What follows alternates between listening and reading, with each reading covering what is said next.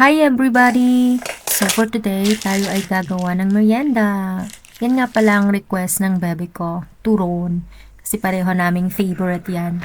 So guys, dito nga, buti na lang talaga merong pabalat dito kasi may mga Filipino stores na rin pala dito guys. Kaya nakabili na ako ng pabalat. So, swerte pa rin. So ayan, ginawa pang laruan yung saging. Huy, bawal yan!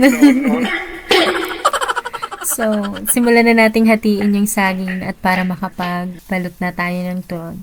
So, lalagyan ko lang talaga siya ng asukal para medyo matamis na sa loob kapag naprito at lalagyan ko siya ng asukal mabudburan.